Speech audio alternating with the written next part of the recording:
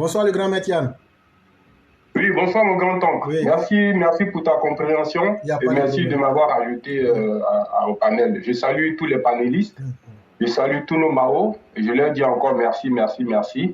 Vraiment, que Dieu bénisse cette classe, que Amen. Dieu bénisse nos efforts Amen. et qu'il nous permette vraiment de triompher, qu'il permette à la vérité de triompher, qu'il permette vraiment à notre commandant en chef, l'exception de la politique ivoirienne. Celui-là même qui s'est sacrifié pour ce pays-là, le vrai patriote, le vrai Ivoirien. Vraiment, nous lui disons merci et plus de bénédictions sur lui et qu'il vive longtemps auprès de nous. C'est un plaisir, c'est un honneur et c'est surtout une fierté de l'avoir à la tête de notre pays parce qu'il était temps qu'un autre Oufo-Boigny, mieux que Oufo-Boigny, vienne nous rehausser la tête, nous donner la fierté pour que nous puissions aujourd'hui taper notre poitrine à travers ses réalisations, à travers sa politique, à travers son leadership, à travers son charisme incontestable. Vous voyez, aujourd'hui, on a des hommes politiques, des politiciens chez nous, parce que le seul politique qu'on a chez nous, c'est le docteur, guide bâtisseur, et cette fois éclairé, le grand homme, le Pygmalion, son Excellence El Hadji Alassane Ouattara, Bintou Cissé. C'est le seul homme politique. Tout le reste, c'est des politiciens. Mon grand-oncle, hier, tu as parlé de la jouissance en politique, le pouvoir. Celui qui jouit du pouvoir croit qu'il a atteint son niveau politique. Il croit qu'il a atteint son objectif. Mais ça, ce n'est que le premier niveau du pouvoir. Le second niveau, c'est œuvrer, prendre conscience de ses responsabilités et œuvrer déjà pour son propre honneur, pour sa dignité, pour son orgueil personnel, œuvrer pour apporter un plus à son pays. Le troisième niveau, c'est celui qui, à partir de là, le leader, le président qui, à partir de là, ne dort plus. Parce qu'il s'est dit, j'ai la responsabilité de Dieu sur moi, de veiller sur les armes que Dieu a mis à ma disposition. Mais qui de ces deux-là a eu cette volonté? Personne. Souvenez-vous, quand le vieux a pris le pouvoir, non, je vais dire Lovier, parce que moi j'aime bien ça. Lovier. J'aime bien ça. Il faut dire ça comme au quartier, Lovier. Quand Lovier a pris le pouvoir, bois national, l'impérial, quand il a pris le pouvoir, regardez comment, jusqu'à même les gens même se moquaient de lui. On l'appelait Magellan. Magellan. Et il n'arrêtait pas, il partait partout. Il est passé même sur les grandes chaînes ici, en prime time, sur les grandes chaînes françaises, pour attirer les investisseurs, pour faire jouer son carnet d'adresse, pour faire jouer sa notoriété, pour faire jouer sa probité, pour que les gens puissent venir investir en Côte d'Ivoire. Pour que ceux qui ont l'argent, les bailleurs de fonds, viennent investir en Côte d'Ivoire. Il a mis sa caution, son honneur en jeu pour que ceux-là viennent voir la Côte d'Ivoire dont nous sommes fiers aujourd'hui. Maintenant que tout ça là est fait, et tout ça est en train d'être fait, par sa caution, il y a des plaisantins qui s'élèvent, qui s'attribuent des titres de docteur, qui s'attribuent des titres fallacieux de professeur. Non, il faut l'alternance. Non, nous voulons un changement. Mais un changement au nom de quoi et pourquoi? Pourquoi? Vous croyez que le président destiné d'un pays là, c'est danser Mapuka à la rue Princesse, c'est boire l'alcool, c'est raconter des âneries, c'est devenu un des amuseurs publics, des clowns publics pour amuser les gens, pour rendre les gens bêtes, pour rendre la foule bête. Non, C'est trop sérieux pour ça. Parce que notre père, le docteur, l'exception, l'homme exceptionnel, l'homme providentiel, il a atteint le niveau où on sait pourquoi Dieu nous a mis là. Mais le gore qui a le porc dans son corps, parce que c'est un gore, hein. Il y a corrodé dans son corps. Un gore, il y a porc dans son corps, mon grand-oncle. Vous croyez que la vie là, c'est la jouissance seulement? Vous n'êtes même pas conscient de vos responsabilités. En train de raconter des conneries. Hein? Moi là, si ça a fait des femmes là, oui, là on sait que là il n'y a pas de problème. Mais moi je ne mens pas. Vous croyez que c'est ça diriger un pays? Maintenant vous êtes aigri. Ça veut dire qu'il vous a tellement mis bas que vous allez regretter ça jusqu'à dans votre tombe. Parce qu'il n'est pas comme vous. Parce qu'il a une haute conscience de ses responsabilités. C'est pas un danseur à la rue princesse. Il n'a pas le temps de ça. Parce qu'il sait qu'il va rendre compte devant son Seigneur de la responsabilité que son Seigneur lui a donnée. Quand on dit c'est le Dieu de la Côte d'Ivoire, vous ne pouvez pas comprendre. C'est trop fort pour vous. Mais c'est vraiment lui, le représentant, le calife. C'est lui. Donc cette responsabilité-là, il ne peut pas jouer avec. C'est pour ça que dès que vous sortez avec vos armes, il vous coupe la queue. Il n'est pas là pour s'amuser. Dieu va lui demander, ce peuple dont je t'ai confié la destinée là, qu'est-ce que tu en as fait? Pourquoi tu les as laissés massacrer comme Seplou, le roi des Goriens, avec le porc dans leur corps? Il va lui demander ça. Donc, c'est pas du jeu. Donc, l'alternance, vous voulez là, c'est pour faire quoi? Si c'est pas pour faire mieux que lui là, ça ne sert à rien. Et quand on vous a vu, vous ne pouvez pas faire mieux que lui.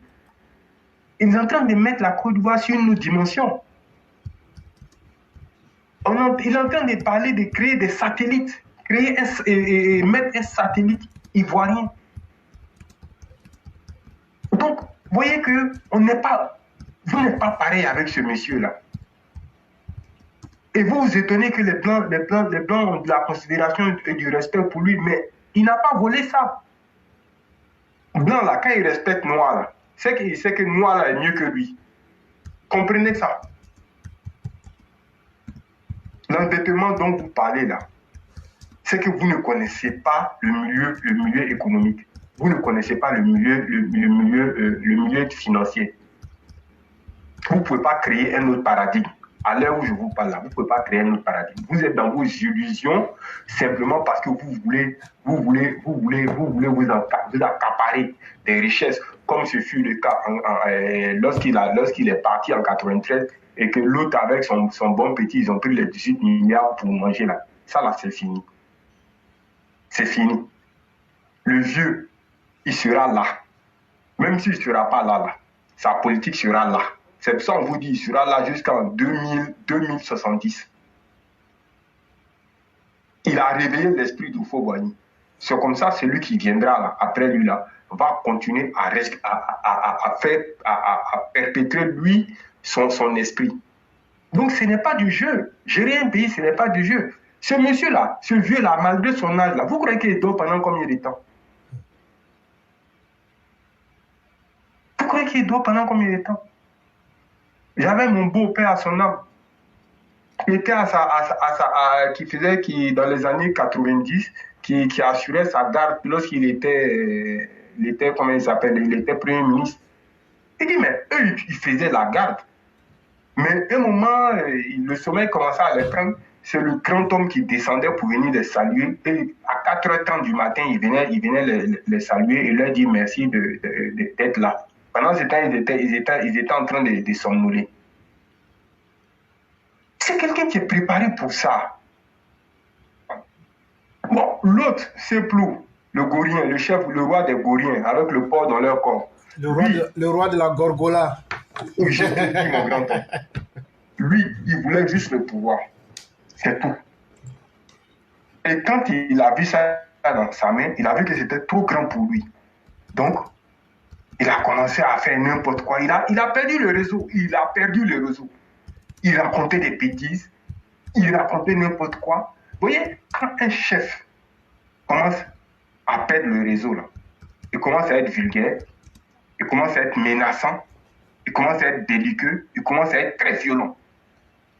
Parce qu'il voit qu'il n'est pas capable de tenir.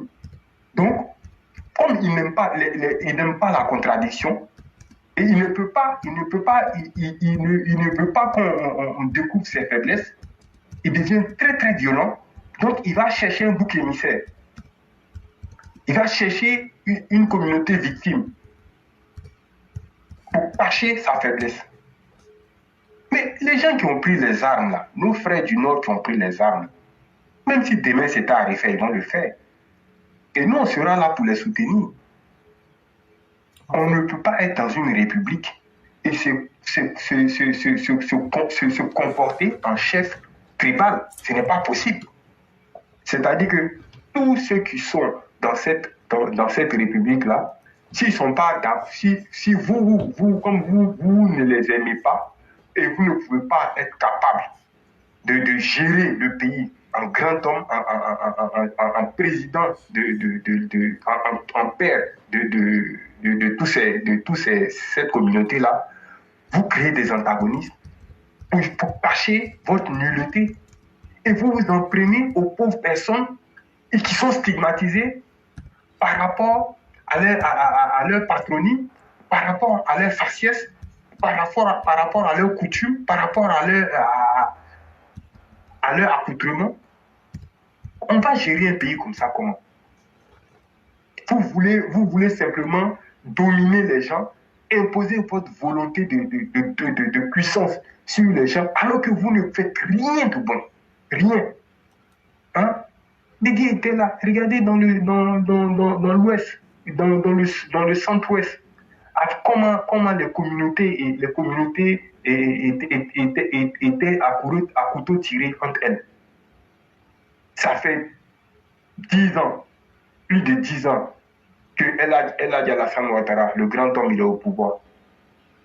Vous avez entendu que, au nom d'un discours politique, des communautés se sont battues entre elles, qui venant de lui, c'est toujours vous qui êtes dans l'opposition là, vous commencez toujours à activer le feu.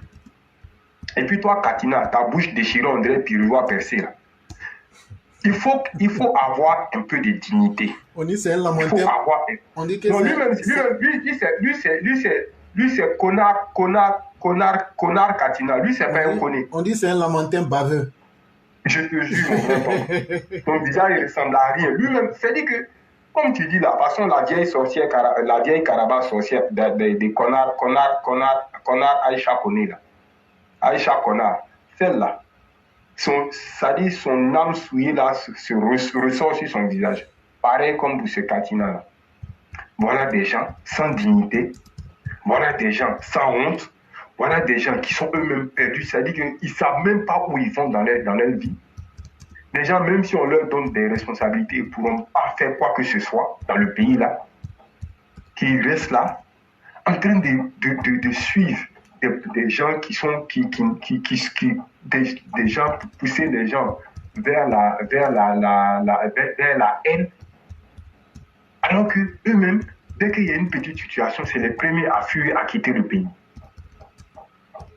Voilà. Franchement, à ce niveau-là, je pense qu'au niveau de ça, le président, notre président Alassane Ouattara, son excellence, doit vraiment serrer la justice. La justice est en train de se révéler. Il faut vraiment qu'elle agisse. Elle doit agir et contraindre ces gens-là au respect strict de la loi. Je ne peux pas comprendre qu'un gars comme Damana Picasse se permet d'aller tenir un discours comme ça. Autant de boulangers. Quel homme politique de l'opposition pouvait tenir un discours comme ça? C'est-à-dire que toi-même, tu as déjà fait ton testament, tu as signé ton testament et tu as dit adieu à tes enfants et à ta femme et à tes enfants. Et puis maintenant, tu es allé te jeter. C'est qu'à dire camarade H, le pauvre monsieur. Il n'était même pas un leader politique. Il n'était même pas un leader politique, il était simplement un sympathisant du parti. Regardez comment il a été tué comme une vulgaire personne. Donc moi, ce que j'aimerais dire, il n'y aura pas d'alternance tant que ceux-là ne changent pas leur paradigme politique, sans qu'ils ne sont pas capables. Ils n'ont qu'à faire leur preuve d'abord à l'international, ils n'ont qu'à rassurer ceux qui nous donnent de l'argent pour construire notre pays, ils n'ont qu'à nous permettre d'être des gens capables d'avoir un raisonnement politique qui normal, et puis être capable de donner un gage à la communauté internationale. Parce que nous, là, la Côte d'Ivoire n'est pas un pays qui se trouve sur Mars. La Côte d'Ivoire est un pays qui se trouve sur la terre des hommes, là.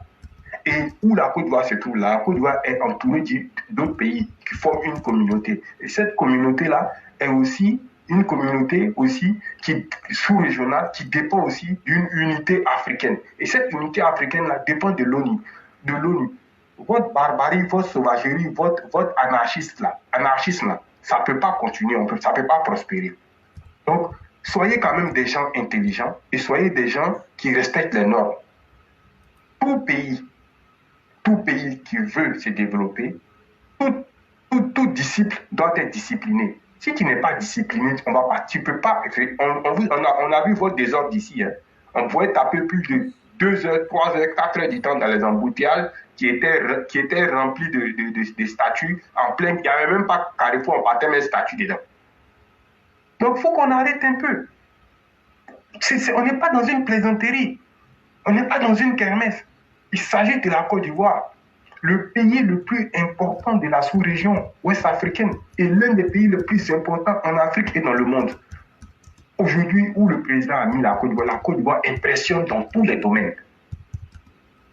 Mon frère, le Sunyata, disait 8 stades en moins de 10 ans, c'est une performance. Mais il y a aussi 7 universités aussi.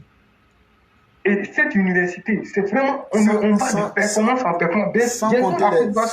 Sans compter les routes avec les infrastructures. Effectivement. Bientôt, la Côte d'Ivoire sera mise dans les livres de record Guinness. Je vous assure. À ce rythme-là, on va rentrer dans les records Guinness. Donc, ce n'est pas des farfelus, des plaisantés, des gens qui ne peuvent même pas tenir un discours de politique générale. Des gens qui ne savent même pas ce que c'est que la gestion saine d'un pays. Des gens qui sont là, des anciens vagabonds, des anciens bandits, des anciens loupards, des anciens des chefs tribaux, des haineux, des ethno-nationalistes anarchistes qui veulent nous faire la morale. Au nom de quoi? Bon, vous voulez alternance, c'est pour faire quoi? C'est pour faire quoi? Dites-le nous. Maintenant, envoyez votre programme. Donnez-nous un programme qui puisse nous convaincre. La Côte d'Ivoire, ce n'est pas du jeu. Là, même vous-même, vous êtes là. Vous savez que où le président a mis le niveau là. Franchement, si ce n'est pas pour venir manger l'argent que le monsieur a déposé là, vous pouvez faire quoi? Tu sais, mon frère, c'est simple. Quand il n'est pas arrivé au CM2 là, il ne faut pas demander qu'on te donne une dissertation philosophique de terminale. Ce n'est pas possible. Il faut être réaliste. Quand tu vois une femme qui dépense 1000 euros par jour, là, toi, tu n'as même pas 1000 francs. C'est à cette femme-là que tu veux te comparer. C'est cette femme-là que tu veux draguer. Tu es magicien ou bien tu es quoi? Vraiment, il faut qu'on arrête un peu. La plaisanterie, elle a assez duré. La Côte d'Ivoire se veut sérieuse, avec des dirigeants sérieux, avec un grand homme très sérieux, très respecté, qui donne de la valeur, qui donne une valeur, comment on appelle, la taxe sur la valeur ajoutée à notre pays. S'il vous plaît, respectons la Côte d'Ivoire. Nous avons des enjeux très importants. Nous avons des ambitions très importantes pour notre pays et nous voulons que cela continue. Le pays là, c'est pas le mont Zatro de Yopougon où on va aller danser polier ou bien comment on s'appelle Mapuka ou quoi que ce soit. C'est un pays qui. Ou bien là-bas. Là-bas, des conneries comme ça. Hein? Ça là, nous, c'est fini. Le temps de l'amusement est fini. Hein? Où on va aller courir, regarder les fesses des femmes là. et puis danser, s'amuser, et puis dire oui, voilà, ça c'est notre souveraineté. Nous, on est chez nous, on est libre. Non, non, non, non, vous n'êtes pas libre. Vous êtes en train de vous mentir. Ça, là, ça ne peut pas développer un pays. Parce qu'on a vu ici, ça ne nous a rien apporté. Quelqu'un qui n'est même pas capable même de payer les fonctionnaires. Quelqu'un qui les fonctionnaires sont en grève, les médecins sont en grève. Je ne vous donnerai rien. Voilà le discours qu'il a tenu. Des gens comme ça. Si ce n'est pas ces supporters-là, c'est quelques supporters, si ce n'est pas la haine qui les anime là. Qu'est-ce qui les anime à part ça? Ils sont que des élus, mais votre haine là, allez voir vos médecins parce que vous allez bientôt mourir. La haine là, c'est le premier signe de cancer qui va vous tuer. Ça crée des toxines. Donc, merci beaucoup. Ça crée des toxines dans le corps. Quand tu es trop énervé, oui, c'est la vérité. C'est la vérité. Les greurs, c'est ça même qui provoque les toxines là qui se promènent en radicaux libres qui attaquent nos cellules. Voilà, si vous êtes écrit, allez vous soigner, rigolez un peu, même si vous n'aimez pas le président, aimez ce qu'il a fait là, parce que vous utilisez ça. Lui-même, il s'en fout de vous. Il ne demande pas que vous... Nous, de toute façon, nous, on est beaucoup, tu l'as beaucoup là-bas. Là. C'est comme ça, on l'aime. Donc, vous ne pouvez pas. Si c'est amour du président, il n'a même pas besoin de vous. Aimez seulement ce qu'il a fait. Si vous-même, vous n'aimez pas là, prenez ça, déplacez-vous. Ça va lui apporter des bénédictions. Donc, merci beaucoup, je reste à l'écoute. Non, c'est vous que nous remercions. Et vu la teneur de ce que vous avez dit, on ne peut qu'être fier de vous et vous remercier. Et là, j'ai trahi un secret. Il vient du boulot comme ça, mais il dit qu'il ne peut pas se taire. L'amour de son pays fait qu'il doit parler. C'est vraiment important, cher grand maître. Merci infiniment à vous. Et ensuite, ce que vous avez dit, il y a le patriarche Georges Gras. Parce qu'il y a des gens qui vieillissent, mais qui sont des vieux cons. Il y a des gens qui vieillissent, qui sont juste des vieillards. Mais quand un vieillard est sage, et un vieillard devient la marque même de référence pour conseiller la jeune génération, on dit qu'il est un patriarche. Et Georges Gras est un patriarche. Et il dit, au-delà de son expérience d'humain, et au-delà de toute autre expérience professionnelle, quand il applique la science religieuse, il dit, oui, mon jeune frère Yann, nous sommes en présence de l'envoyé de Dieu pour la Côte d'Ivoire, comme furent Moïse et Josué pour le peuple hébreu. Mais il faut que les gens qui peuvent comprendre cela soient dotés de bon sens et de sens de discernement. C'est vraiment très important. On a aussi l'aîné Konadama qui veut qu'il soit ajouté. L'aîné, ça sera fait et ça sera avec beaucoup de plaisir.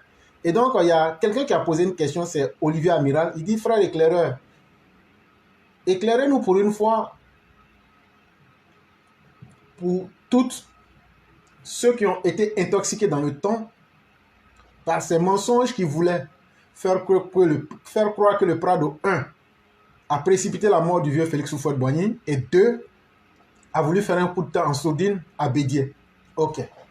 Et là, c'est très simple. Le président Ouattara vient dans les débuts des années 90 en Côte d'Ivoire. Quand il vient, très peu d'Ivoiriens le connaissaient. Ça, il n'y a rien à dire là-dessus.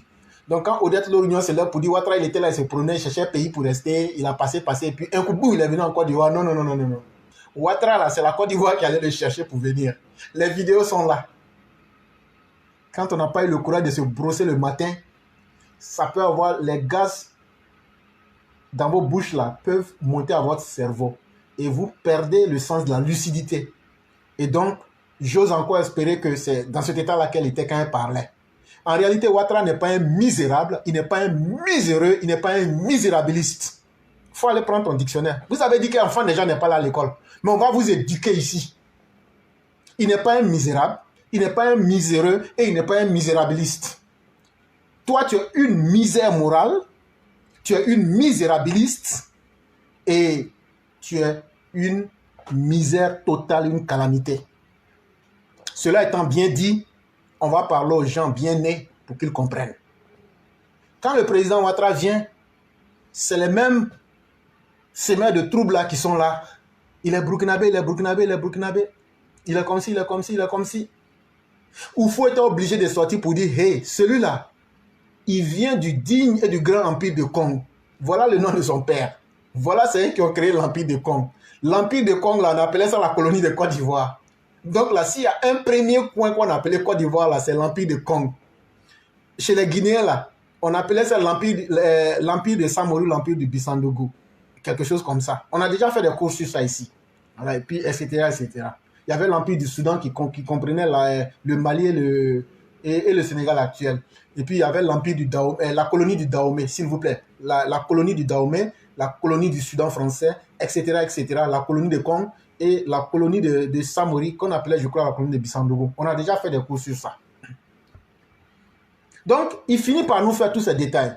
Mais comme les gens ne veulent pas se cultiver, et comme les gens se sont montrés réfractaires à la vérité, on s'en fout de ce qu'il va dire. Ils vont continuer. Et dans ça encore, toi, Alassane Ouattara, tu es venu, tu dis à Oufo Boigny, il faut payer un pot. Parce que j'ai constaté que la calamité financière qui a fait que tu as couru pour aller me prendre là, c'est parce que ça fait d'argent. Et donc là, c'est parce que beaucoup d'hommes ne payent pas les impôts, surtout les dirigeants. Donc, ce qu'on va faire là, toi-même, Félix Houphouët-Boigny, là, il faut payer un pot. Le vieux lève sa tête, il dit, eh, mon fils ne me rate pas. Il dit, non, non, non. Si je fais comme ça, là, ça sera plus facile pour moi de tomber sur les autres. Donc là, quand il a fini de bras jetons du vieux Houphouët là, pour mettre dans un pot là, et donc là, il avait la main libre pour frapper dans le PDCI. Ouattara pensait qu'il est dans un environnement normal avec des humains. C'est ça qui va faire que la haine des gens du PDCI. Déjà que Laurent Gbagbo et SSD sont en train de dire que tu es burkinabé, il va s'attirer sans le savoir le courroux du PDCI. En tout cas, une bonne frange du PDCI. Toi, tu es qui? Tu vas venir, tu vas nous faire payer un pot ici. Hein? Toi là, on va voir. Donc là, la haine là est restée comme caillou dans leur cœur comme ça. Et si Ouattara voulait faire coup d'état au fouet là, la dernière fois où il faut aller, et puis il est mort en Europe là, quand il partait là, la seule personne qui l'a accompagné dans sa voiture pour aller à l'aéroport là, Ouattara pouvait serrer le coup de Félix Houphouët-Boigny dans la voiture là, et puis le tuer là-bas. Mais il n'a pas empoisonné, il n'a pas serré son cou pour le tuer. Et je vous dis, il y a un secret. Je n'étais pas là-bas, hein, mais les grands hommes savent qui les succède. Le président Félix Houphouët-Boigny a donné le code de la Côte d'Ivoire à Ouattara. Sinon, c'est bizarre qu'il sache que c'est celui-là qui allait faire mieux que lui. Tout ce que Houphouët a dit, c'est réaliste. Ça veut dire qu'il connaissait la personne. Et donc, il savait. Et donc, il lui a donné les codes. C'est ce que ça veut dire. Les hommes intelligents, là, on appelle ça la réflexion par déduction. On peut réfléchir aussi comme ça. On peut réfléchir par l'absurde. On peut réfléchir par la logique pure. Comme on peut réfléchir par syllogisme. Mais on peut aussi réfléchir par intuition. C'est qu'on peut appeler la déduction. Et c'est ce que je suis en train de faire là. Tu peux ne pas être quelque part, mais quand tu mets les trucs ensemble, là, tu comprends ce qui s'est passé. Donc, il n'a pas serré le coup de Félix Houphouët-Boigny dans la voiture là. Hein. Il a laissé. Il faut sortir. Il faut faire 6 mois jusqu'à ce qu'on nous donne. Même la date qu'on nous donne, ce n'est pas la vraie date, mais toujours est-il qu'il est mort, ils ont annoncé, on passe. Ouattara a écrit un livre. Quand il atteint le poste de responsabilité, Ouattara était là. Ouattara avait fini par convaincre Félix Houphouët-Boigny. Puisqu'il avait donné une période, je crois, de 6 mois pour rétablir l'économie. Mais en 3 mois, 90 jours, il l'a fait. Et donc, il a sauvé l'image de Félix Houphouët-Boigny vis-à-vis de ceux qui disaient « Houphouët, toi, tu es un voleur ». Il a lavé l'image d'Houphouët. Il n'a pas accepté de le tuer au moment où il pouvait le tuer. Et donc, je me pose la question. Comment Ouattara, sans le savoir, il s'est attiré le courroux du PDCI? En même temps, la haine de l'opposition. Ouattara n'avait qu'une seule personne pour le protéger. Ouattara pouvait tuer tout le monde, si c'était un criminel, bien sûr, mais il ne pouvait pas tuer Houphouët. Parce que c'est Houphouët qui l'a amené. C'est Houphouët qui pouvait garantir sa présence en Côte d'Ivoire. Et donc là, la dernière personne qui avait un intérêt à tuer Félix Houphouët-Boigny là, s'appelait Alassane Ouattara. Parce que s'il tuait Alassane Ouattara, les clans du PDCI auxquels il a fait payer les impôts et auxquels il a dit vous n'allez plus prélever les impôts sur les étrangers là. Eux là, ils se sont levés dans le PDCI, ils disent on ne veut pas voir celui-là ici. Et le FPI, même chose. Donc qui allait le protéger?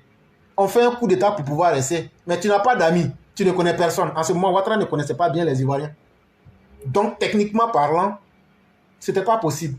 Même s'il voulait tuer Houphouët, il n'avait aucun intérêt là-dedans. Et s'il voulait le tuer là, il a eu plusieurs occasions. Il pouvait, déjà même le jour où il sortait là, il était malade, presque fini. Il pouvait serrer son cou pour dire, ah, comment on va aller dépenser l'argent là? Comme moi je suis un banquier là, on va économiser l'argent, je l'ai étranglé, et puis on passe à autre chose.